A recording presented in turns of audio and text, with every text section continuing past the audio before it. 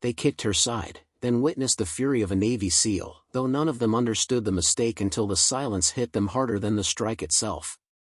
She didn't shout. She didn't snarl. She simply exhaled, one slow breath that made every creature in the training hall feel as though gravity had suddenly doubled. The blow hadn't toppled her, it had awakened something ancient, disciplined, and terrifyingly precise. The aliens expected pain, panic, or perhaps pleading. What they received was a stillness so controlled it felt predatory. Even the towering instructors paused, unsure whether to intervene or retreat. She straightened, not fast, not dramatic, but with the calm certainty of someone who had survived storms far greater than this room could ever simulate. And when her eyes lifted, steady and unblinking, the entire hall finally understood, they had just provoked a species built for war. The room hummed with low-frequency engine noise, a constant vibration that traveled through the metal floors of the Coalition interspecies training vessel Halex 9. Rows of trainees, scaled, feathered, furred, and armored, breathed in unsteady synchrony, their lungs clicking or fluttering depending on anatomy. They had gathered for another endurance demonstration, designed to expose weaknesses. Most species feared these drills. Humans, however, were usually indifferent. But today, they found something new to focus on, the lone woman standing at the center of the sparring circle. Lieutenant Mira Dalton, Navy SEAL, arms relaxed, gaze neutral. The aliens had learned descriptions of humans through data sheets and political briefings, but none of it prepared them for witnessing one in motion. She carried herself with the quiet posture of a predator at rest. No threat. No display. Just presence, contained, deliberate. Her partner for the drill, a hulking Threxian twice her size, had already grown irritated. Threxians required validation, roars, dominance, clear submission. Mira had offered neither, and that void frustrated him. His companions in the circle whispered things she didn't understand, but tone alone revealed everything: mockery, superiority, pre-written conclusions. Humans were soft. Humans were slow. Humans were fragile. And yet, none of them stepped closer. The instructor, a tall insectoid with crystalline wings folded tightly behind its back, clicked its mandibles in a rhythm that indicated impatience. "Begin the exchange," it ordered. The Threxian didn't wait. His kick hit Myra's ribs with the force of a battering ram, the kind of strike that would have flattened most species. Dust lifted. Air rippled. The floor trembled. But she did not fall. She simply placed a hand against her side, inhaled, and lifted her chin slightly, just enough to draw the entire circle's attention. Not a threat. Not defiance. Just acknowledgement, as though the pain was a familiar sensation she had already learned to live with. The aliens whispered again, but their tone changed. The mockery softened into curiosity, and beneath that curiosity, the first hints of caution. The instructor's thorax stiffened. "Proceed," it commanded. But the Threxian hesitated.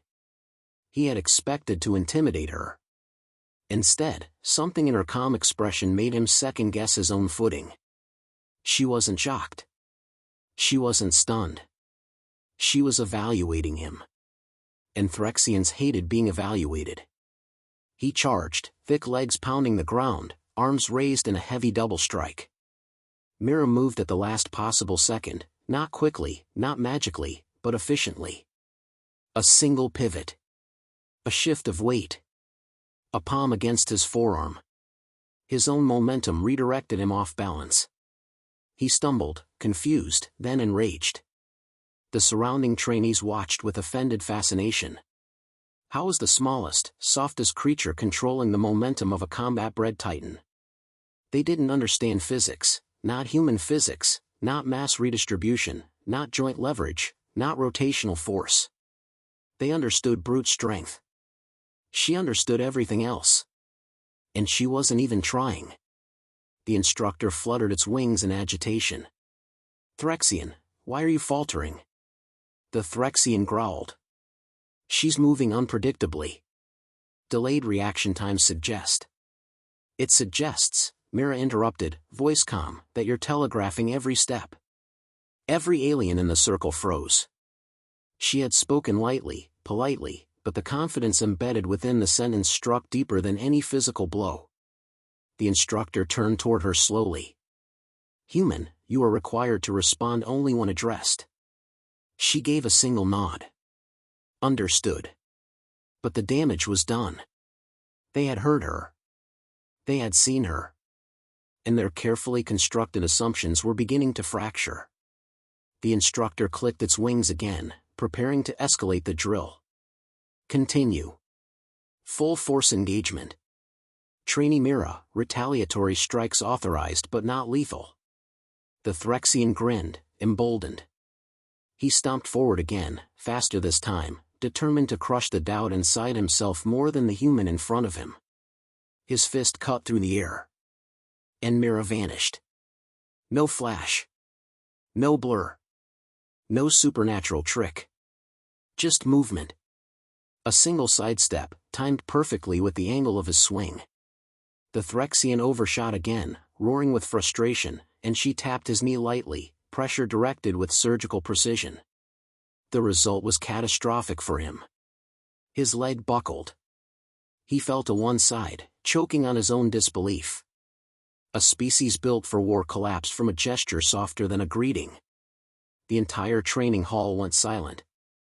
The instructor's mandibles twitched in irritation, but beneath that irritation was something more dangerous, fear disguised as authority. It circled Mira slowly, analyzing her posture, her breathing, the subtle tension in her muscles. "You are performing beyond documented human capacity," it said quietly. Mira remained still. "No. I'm performing exactly within it." The ripple that moved through the trainees felt like a physical wave. They had read the data. They had studied the protocols. Humans were ranked as a borderline mid-tier combat species. Dangerous, yes, but limited. But the woman standing in front of them did not look like a mid-tier anything. The instructor straightened. "We will conduct a secondary evaluation. Your responses will determine whether your species is assigned to the advanced battalion rotation." Aliens around the room murmured, some nervous, some offended. Humans had only recently joined the Interspecies Defense Coalition. Many believed the alliance was a mistake. This moment would fuel those beliefs. Or shatter them. Mira inhaled slowly, grounding herself. The kick to her ribs still throbbed beneath the surface of her composure, but the pain only anchored her more firmly. Her heartbeat remained steady. Her breathing even. A Navy SEAL did not respond to provocation. A Navy SEAL responded to objectives. And her objective was simple: prove humanity's worth in the coalition. The instructor gestured toward the digital scoreboard along the wall. A new test appeared: reaction drills, strength calibration, psychological stressors. Measures that had broken candidates from 36 species. Measures that, according to coalition analysts, humans should struggle with. Yet when Myra's eyes scanned the list, something in her expression shifted, not arrogance, not excitement, but recognition. These were not obstacles. These were familiar battlegrounds disguised as protocols. The instructor noticed the shift but misinterpreted it entirely. "Overconfidence is a flaw," it warned. Mira looked at it carefully. "So is assuming you understand what human training looks like." A few aliens took involuntary steps back. The instructor's wings stiffened at the challenge, its authority bruised, but it did not lash out. Instead, it turned toward the control room. "Prepare the advanced sequence." The trainees buzzed with uneasy anticipation. Some whispered predictions of disaster. Some whispered predictions of spectacle. Only one question filled the air. What happens when a human stops playing by their assumptions? The hall's floor panels reconfigured with a mechanical groan. Targets rose. Obstacles shifted. A holographic timer began its slow countdown. Mira stepped forward. And the galaxy learned what it meant to provoke the fury of a Navy SEAL. The training floor settled into its new configuration with a heavy metallic thrum, the kind that vibrated through the bones first and reached the ears second. Mira stood at the center of the shifting platforms, her fingers flexing once before relaxing again. She studied the layout, not with excitement, not with fear, but with the same quiet calculation she used whenever she entered a combat zone on Earth. Everything was data. Every angle was an opportunity. Every moving wall was simply a question waiting for a human answer.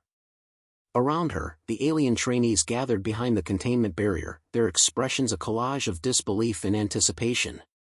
The Threxian she had dropped earlier pressed one clawed hand against his injured knee, still unable to comprehend how such a tiny gesture had dismantled him. Others whispered theories. Some blamed luck. Others blamed trickery. None considered the possibility that she was simply trained for far harsher environments than anything the Coalition simulated. The instructor's crystalline wings buzzed faintly. Trainee Mira. The advanced sequence tests cognitive flexibility, motion prediction, and survival strategy. You may begin when ready. She tilted her head slightly. Is this the same test all species undergo? A few aliens stiffened, hearing the edge in her tone. They had spent years believing themselves superior in reflex, strength, or coordination. Yet after witnessing her earlier movements, confidence cracked into careful curiosity. Yes, the instructor replied. Though most species fail at 80% completion. A few uttermost elites reach 90. And 100? Mira asked. No one completes 100. A pause. That is why it is not required. She nodded once. Understood. But inside that single word was an unmistakable message, then I'll be the first. The timer flashed. The horn sounded. Mira moved. Not with brute speed, but with clarity, like someone who had trained her entire life to make milliseconds obey her will. The first phase launched a dozen spherical drones into the air, each firing unpredictable bursts of colored light. Red indicated danger. Blue indicated misdirection. Green marked critical targets. The aliens watched her weave through it like water slipping between branches. Red beams passed so close they brushed the fabric of her uniform without touching skin. Blue flares tried to mislead her trajectory but failed each time. She adjusted instantly, body correcting angles with almost mathematic intuition. Her footwork was clean. Her breath steady. Her eyes moved faster than any sensor could track. The instructor's mandibles twitched. She's reading the pattern. That is impossible, the Threxian muttered. The drones use randomized sequences. Randomized to you, Mira called back mid-movement, not to me. The next wave shot upward, 2 columns of collapsing platforms descending from the ceiling. The aliens gasped. Even seasoned Coalition soldiers struggled with this coordination challenge. Timing had to be perfect to avoid getting pinned. But Mira wasn't just avoiding. She was navigating. She leaped onto the first platform, rolled beneath the second, kicked off a third that was shifting sideways, and repositioned herself with a precision that looked choreographed. The moves weren't flashy, they were efficient. Not a wasted motion. Not a dramatic flourish. Humans weren't built for the Coalition's aesthetic. They were built to survive. And that difference made every species watching feel suddenly vulnerable. The instructor whispered to its assistant, increase speed by 20%. The assistant hesitated. Instructor, protocol. Do it. A new wave of drones launched, this time with narrower reaction windows. The platforms accelerated, rising and dropping faster than any biological body was meant to track. Mira adjusted instantly. Her motions tightened, breath sinking to the pace. She ducked beneath a rotating barrier, sliding across a polished panel before pivoting upright as another drone fired a cluster of red beams toward her chest. She twisted, not gracefully, but sharply, efficiently, clearing them with bare centimeters to spare. The aliens behind the barrier murmured in astonishment. Species with superior muscles, superior flexibility, superior senses now realized something horrifying. She wasn't outperforming them because humans were naturally superior. She was outperforming them because humans trained like their lives depended on it. Because for thousands of years, they did. The instructor took a cautious step forward. Human, it called out, you are permitted to slow down. The objective is not endurance. That's good, Mira replied, vaulting over a spinning cylinder, because I'm not slowing down. The instructor's wings clicked once in irritation. The drones changed formation. The panels shifted. The environment became hostile. Now came the phase that broke most candidates, the psychological segment. Holographic projections appeared around her, illusions of collapsing walls, explosions, figures calling for help in a dozen species' voices. The purpose wasn't fear, it was distraction. Emotional overload. Chaos meant to fracture concentration. Mira froze, not physically, but internally, as though the ghosts of old missions brushed against her memory. For a moment, her heartbeat shifted. The walls flickered with images of burning corridors, smoke-filled barracks, half-heard cries. She had lived versions of this in human conflicts long before the Coalition discovered Earth. She had carried teammates on her shoulders through worse. She had learned that some hallucinations weren't hallucinations, they were memories that never left. She exhaled. The illusions flickered, unable to penetrate her composure. The aliens watching had expected her to panic. Instead, she grew calmer, so calm the holographic walls faded faster than the simulator accounted for. What is she doing? A feathered trainee whispered. She is overriding the simulator's stress loops, the instructor said slowly. Humans shouldn't be able to. But she could. And she did. The floor shifted again, becoming A. The Coalition recorded Myra's performance from 12 different angles, archived it, classified it, and argued about it behind closed chamber doors. Committees convened.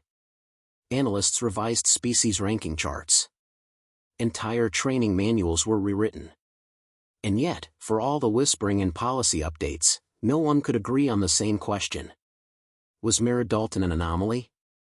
Or a warning? The answer revealed itself 2 weeks later. By then, Mira had settled into a predictable rhythm, training drills at dawn, briefings at midday, physical evaluation assignments in the evening. Some alien trainees avoided her. Others watched her with a mixture of respect and apprehension.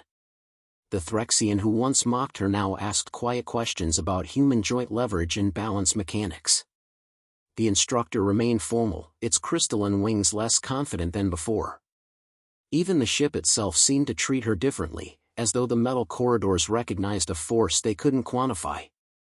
But routine, especially aboard a vessel the size of Halex 9, never lasted long. The emergency klaxon shattered the quiet. A piercing, rising howl that vibrated through every wall, every bulkhead, every bone. Mira had heard alarms like this before on human warships, the tone that meant the universe wasn't offering warnings anymore. It was demanding action. Every trainee froze. Every alien eye widened. Mira broke into a sprint. The instructor hovered in confusion, mandibles snapping. All trainees to containment shelters. This is not a drill, there is hull breach in sectors. Mira didn't wait. Where? Sectors 4 through 7. Unknown hostile boarding signatures. Security teams are overwhelmed. That was enough. She changed direction instantly and headed straight for the weapons bay. Trainees yelled after her, but she didn't look back. She had no weapon authorization. No armor clearance. No orders. But orders didn't outrank responsibility, not when lives were at stake. The weapons bay doors slid open just long enough for her to slip inside. Security drones detected unauthorized entry and word to life. Access restricted, the central core voice warned. Human Mira Dalton, you are not cleared. They're boarding, she said sharply, grabbing the nearest kinetic baton. Override code? You do not possess override code. I wasn't asking for permission. She smashed the drone's destabilizer lens with the baton's handle. The drone sputtered, sparked, then collapsed to the floor. The remaining drones hesitated, threat algorithms recalculating. She grabbed a second baton. Then she ran into the threat. The hallway shook as a blast tore through Sector 5, sucking atmosphere through a widening fracture before blast doors sealed the breach with heavy steel. Mira ducked under a falling panel, rolled, and rose running. Alien screams echoed from ahead. Not Coalition screams. These were deeper, sharper, laced with the terror of people who had never seen boarding combat. Coalition species trained for wars fought at distances, through ships and drones and strategic bombardments. They did not train for hand-to-hand slaughter in narrow corridors. Humans did. And the boarding species, whoever they were, made a fatal mistake stepping into Myra's world. She found them near the reactor conduits, tall, black-armored raiders with hooked appendages and breathing masks that pulsed like exposed organs. They moved in coordinated packs, like predators accustomed to cornering prey.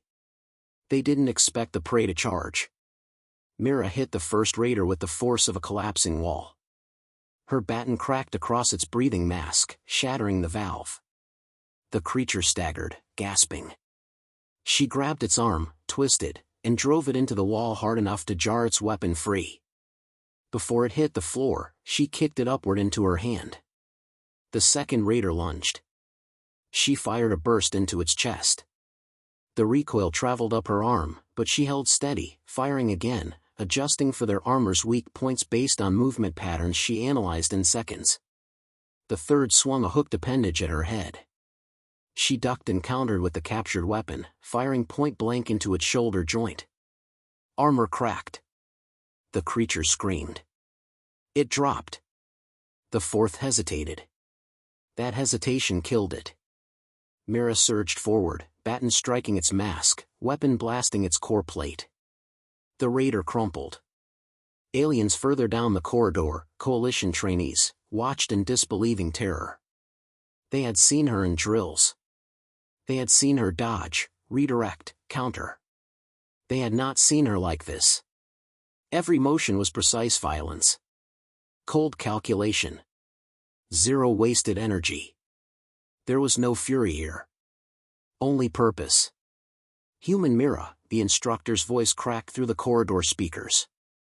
Emergency command requests immediate reinforcement at Central Reactor. I'm already on the way. The raiders regrouped near the reactor chamber, their armor reflecting red warning lights spinning through the air. They were larger than the others, heavily armored, carrying plasma axes crackling with violet fire. Mira exhaled. This fight was different. Not impossible. Just requiring more creativity. She ducked behind a support pillar as the first axe sliced through the air, sparks spraying. She slid beneath the raider's legs, jammed her baton into the joint of its armor, and twisted. Metal snapped. The creature fell roaring. Two more attacked. She vaulted over a railing and swung herself onto a suspended maintenance platform.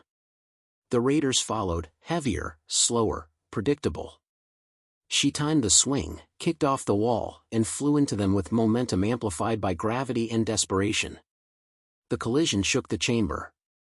She ripped one of their axes free, using its weight to redirect the second raider's strike. Sparks exploded around them. She slammed the axe's blunt end into its breathing mask. The creature stumbled. She followed with a strike to the throat, armor or not, everything needs air. The last raider approached cautiously. It had learned. Good. She adjusted her stance, lowering her center of gravity. The creature circled her slowly, weapon crackling with heat that rippled the air. The reactor alarms echoed like distant thunder. They clashed at once. Axe against baton. Momentum against precision. Bulk against discipline. The raider struck downward, heavy, committed. Mira sidestepped and slammed her knee into its joint. It faltered. She used the moment to drive the baton's charged tip into the exposed wiring of its breathing mask. Electricity danced through its armor. The raider convulsed, collapsed. Silence filled the chamber. Only Mira remained standing. Her breath steady.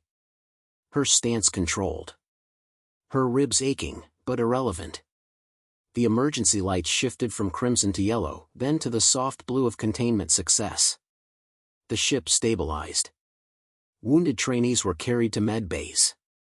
Security teams finally arrived, astonishment written across every face.